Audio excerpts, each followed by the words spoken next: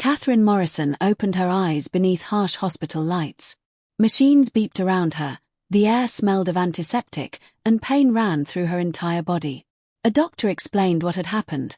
A truck had ignored a red light and slammed into the driver's side of her car. She had been unconscious for 6 hours. Then her daughter Rachel entered the room. No tears. No sense of relief. Just a cold, emotionless tone and 5 words that shattered everything. If you die, it's fine. Rachel refused to sign the consent form for the emergency surgery that could save her mother's life. She told the doctors she wouldn't approve it, then simply turned and walked away. But Dr. Chen leaned in close and whispered quietly so only Kate could hear, "They have no idea what you did yesterday." Then he smiled. Because this wasn't just some random accident. And Kate wasn't some helpless victim. She had spent the last 18 months preparing for this exact situation. Kate had been born in 1956 in Tucson, Arizona. Her father, a first-generation Chinese immigrant, owned a small auto repair shop, while her mother worked as a school teacher. They lived a middle-class life, stable, but never wealthy. Kate studied business at Arizona State University, climbed her way up through the Phoenix real estate world, and by the age of 29 had launched Morrison Property Group. In 1982, she married David, a real estate lawyer, and together they built a successful empire. Their daughter Rachel was raised with opportunities Kate had never experienced. Private education, luxury holidays, piano lessons, tennis coaching. Kate had always wanted her daughter to grow up without the financial stress she once faced. In 2010, David passed away from a heart attack, leaving everything to Kate. By 2024, her total wealth had grown to $22 million. David's will was straightforward: everything would go to Kate, and then to Rachel. He had written it believing Rachel would turn out to be a good person. He was mistaken. In 2015, Rachel married Grant Hayes. Charming, attractive, and effortlessly smooth. They relocated to Phoenix in 2018, claiming they wanted to be closer to Kate. Over the next 6 years, Kate gave them around $300,000 for house deposits, car issues, fertility treatments, and anything else they requested. But over time, Kate began to notice inconsistencies. Expensive designer bags and lavish $40,000 trips to Dubai and the Maldives, yet they were constantly asking for more money. It didn't make sense. Then in March 2023, a woman named Amanda Cole arrived at Kate's door. Amanda revealed she had been in a relationship with Grant for 2 years. During that time, she had overheard a conversation between Grant and Rachel and recorded it. In the recording, the couple discussed waiting for Kate to pass away so they could inherit her $22 million. When Grant suggested they might speed things up and stage it as an accident, Rachel didn't hesitate. Instead, she asked, "How would we do it?" Amanda also brought financial records that exposed the truth. Grant had a serious gambling addiction, online poker, sports betting, and had lost hundreds of thousands of dollars. He owed $200,000 to dangerous lenders who were threatening him. They had 17 maxed-out credit cards. Their house was on the verge of foreclosure. Altogether, they were buried in more than $500,000 of debt. And Rachel knew everything. She wasn't just aware of it, she was part of it, spending endlessly on a luxury lifestyle they couldn't afford. And together, they had decided that the answer to all their problems was their own mother's death. Most people would have panicked, called the police, or confronted their daughter straight away. Kate did none of that. She knew reacting emotionally would only alert them, making them more cautious, more subtle, or even speeding up whatever they had planned.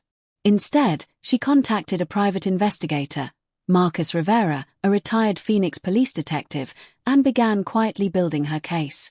Marcus installed hidden cameras and audio devices inside Rachel and Grant's home, and what they uncovered was shocking.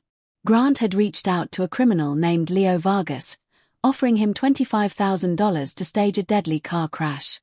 Leo secretly recorded everything. Grant's instructions were chilling: make it look like an accident.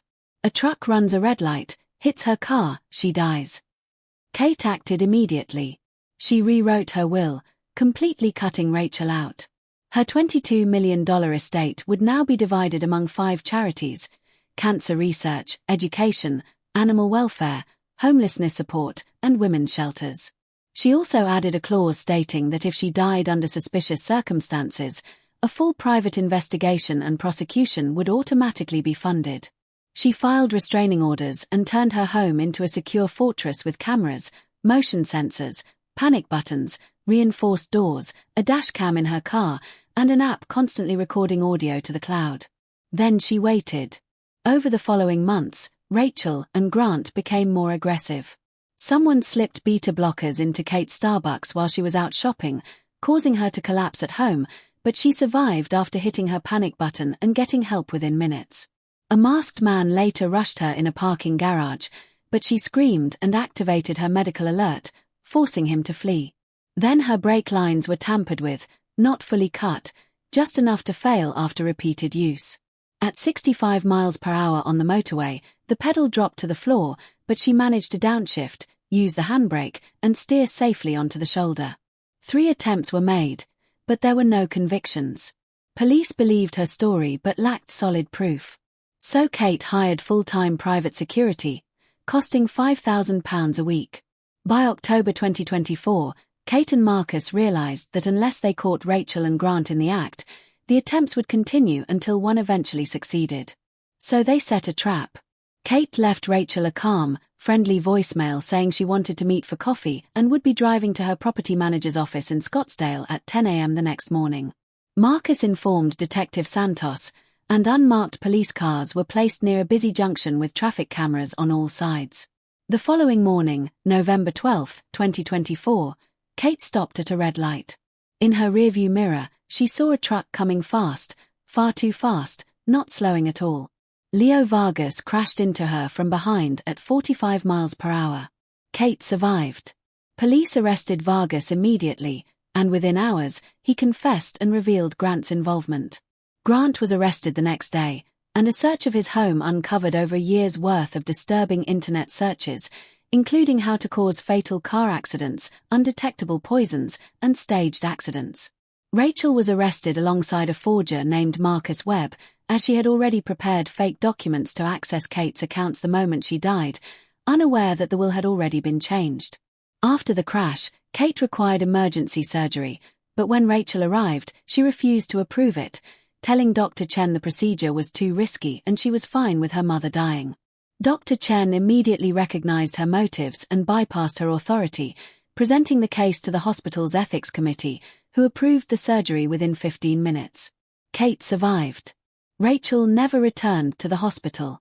The trial began in March 2025, with Kate testifying over 2 days, describing Amanda's warning, the recordings, the multiple murder attempts, and the moment her daughter stood over her hospital bed and spoke those final words. The prosecution played the recordings, including Rachel asking how they would carry it out and Grant instructing Leo to make sure she died. Dr. Chen testified about Rachel's refusal to save her mother, and then the prosecution introduced Kate's revised will. For the first time, Rachel discovered she had been completely cut off. Even if she had succeeded, she would have gained nothing. The jury deliberated for 8 hours before delivering a guilty verdict on all charges. Rachel was sentenced to 25 years, eligible for parole after 20, while Grant received 30 years, eligible after 25. What makes this story land so powerfully is the way everything hinges on one sharp reversal. At first, you're led to believe Kate is vulnerable, a 68-year-old woman being targeted by her own daughter. But as each detail unfolds, it becomes clear she's actually the most calculated person in the room. Every reveal, the private investigator, the updated will, the security setup, the carefully planned trap, shifts the balance of power.